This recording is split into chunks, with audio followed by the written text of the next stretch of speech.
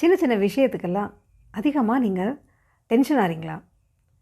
எல்லோரும் உங்களை ஏன் எல்லாத்துக்குமே ஓவர் ரியாக்ட் பண்ணுற அப்படின்னு எல்லாருமே உங்களை சொல்கிறாங்களா? ஒரு மெசேஜ் வரலன்னா இருக்கட்டும், இல்லை நீங்கள் யாராவது சொல்கிற ஒரு சின்ன வார்த்தையாக இருக்கட்டும், இல்லை யாராவது ஒரு பண்ண சின்ன ஜெஸ்டர் அந்த மாதிரி கூட இருக்கலாம். அது கூட உங்களை ரொம்ப இரிட்டேட் பண்ணுதா, கோவப்படுத்துதா? ஸோ நிறைய பேர் உங்களை ஏன் சின்ன சின்ன விஷயத்துக்கெல்லாம் அப்படி ஓவர் ரியாக்ட் பண்ணுறீங்க அப்படின்னு உங்களை கேட்குறாங்களா? இது உங்களுடைய ஃபால்ட் இல்லை. இந்த ஓவர் ரியாக்ஷன் இதனால் வர்ற பிரச்சனைகள் இதெல்லாம் உங்களுக்கு தெரிஞ்சாலுமே இதை என்னால் மாற்றிக்க முடியல அப்படின்னு நினைக்கிறீங்களா? கண்டிப்பாக இதை உங்களால் சேஞ்ச் பண்ணிக்க முடியும். ஏன்னா இது எதனால் வருது அப்படிங்கிற காரணத்தை தெரிஞ்சால் கண்டிப்பாக இதை உங்களால் ஓவர் கம் பண்ண முடியும். நான் Jayashree, I am emotional wellness coach and welcome to my channel mind miracle. சரி, இந்த ஓவர் ரியாக்ஷன் அப்படின்னு எல்லாரும் சொல்கிறாங்க. அது காரணம் என்னவாக இருக்கலாம் அப்படின்னு சொன்னால், உங்கள் மைண்டு உங்களுக்கு ஒரு சிக்னல் கொடுக்குது. என்ன மாதிரியா சிக்னல் அப்படின்னா, அது ஒரு வார்னிங் சிக்னல். எப்போ ஒரு வார்னிங் மைண்டு கொடுக்கும்? ஏதோ ஒரு பிரச்சனை வரப்போகுது, ஏதோ ஒரு டேஞ்சர் வரப்போகுது அப்படின்னா தானே உங்களுடைய மைண்டு உங்களுக்கு ஒரு வார்னிங் சிக்னல் கொடுக்கும், ஒரு டேஞ்சர் அப்படிங்கிற ஒரு சிக்னல் கொடுக்கும். சரி, ஏன் சின்ன சின்ன வார்த்தைகளை கோவப்படுறோம், இல்லை சின்ன சின்ன விஷயங்களுக்கெல்லாம் நம்ம தேவையில்லாமல் இரிட்டேட் பண்ணுறோம் அப்படின்னா, இதுக்கு காரணம் அந்த நிமிஷத்தில் நடக்கிற அந்த விஷயங்கள் கிடையாது, அந்த நிமிஷத்தில் மற்றவங்க சொல்கிற வார்த்தைகள் கிடையாது, அந்த நிமிஷத்தில் அவங்க பண்ணுற பிஹேவியர் கிடையாது.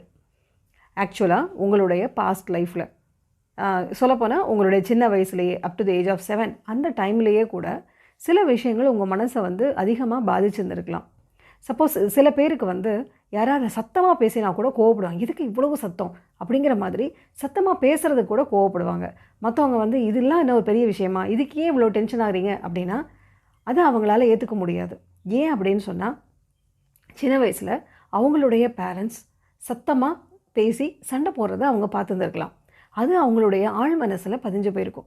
ஓகே, சத்தமாக பேசினா ஆட்டோமேட்டிக்காக சண்டை நடக்கும், சண்டை நடந்தால் பெரிய பிரச்சனை வரும் அப்படிங்கிற மாதிரி அவங்களுடைய சின்ன வயசில் அது பதிஞ்சு போயிருக்கும்.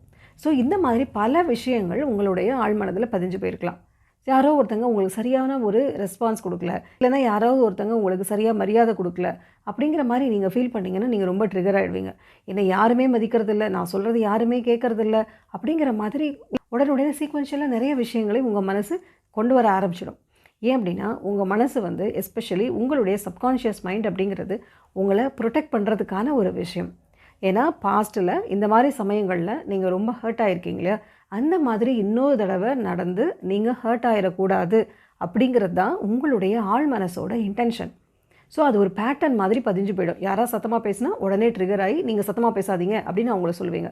யாராவது ஒருத்தவங்களை மதிக்கலை அப்படின்னு சொன்னால், சரி இவங்க கூட நம்ம இனிமேல் நம்ம ஃப்ரெண்ட்ஷிப் வச்சுக்க வேணாம், இல்லை இனிமேல் அவங்ககிட்ட பேச வேண்டாம் அப்படிங்கிற மாதிரி நீங்கள் முடிவெடுத்துருவீங்க. It has become a pattern. இது இன்றைக்கி நடக்கிற விஷயம் கிடையாது, என்றைக்கோ எப்போயோ உங்கள் மனசில் பதிஞ்சு போயிருக்கிற விஷயத்தோட எக்ஸ்டென்ஷன். ஸோ அப்போ என்ன ஆகும் அப்படின்னா, ஒவ்வொரு தடவையும் இந்த மாதிரி விஷயம் வரப்போ உங்கள் மைண்ட் அலாம் கொடுத்துட்டே இருக்குது, இந்த மாதிரியான ஒரு சிக்னல் கொடுத்துட்டே இருக்குது. அதனால தான் நீங்கள் ஓவர் ரியாக்ட் பண்ணுறீங்க. இது உங்கள் மேலே இருக்கிற ஃபால்ட்டு கிடையாது.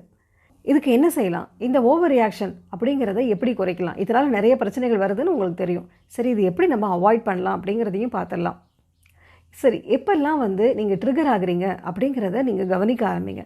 எந்தெந்த விஷயங்கள் உங்களை கோவப்படுத்துது, எந்தெந்த விஷயத்துக்கெல்லாம் நீங்கள் சின்ன சின்ன விஷயத்துக்கெல்லாம் ஓவர் ரியாக்ட் பண்ணுறீங்க, சின்ன விஷயத்துக்கெல்லாம் ஹைலி இமோஷ்னல் ஆகிறீங்க அப்படிங்கிறத கவனிக்க ஆரம்பிங்க. அதுக்கு அடுத்தது அதை அக்செப்ட் பண்ண ஆரம்பிங்க. ஓகே, இந்த மாதிரி விஷயங்கள் என்னை ட்ரிகர் பண்ணுது, என்னை கோவப்படுத்துது, என்னை டென்ஷன் ஆக்குது, என்னை இரிட்டேட் பண்ணுது அப்படிங்கிற அந்த ரியலைசேஷன் வந்த பிறகு அதை அக்செப்ட் பண்ணிக்கோங்க. ஓகே, இந்த விஷயங்கள் என்னையே தொந்தரவு பண்ணுது, என்னை ட்ரிகர் பண்ணுது அப்படிங்கிற மாதிரி.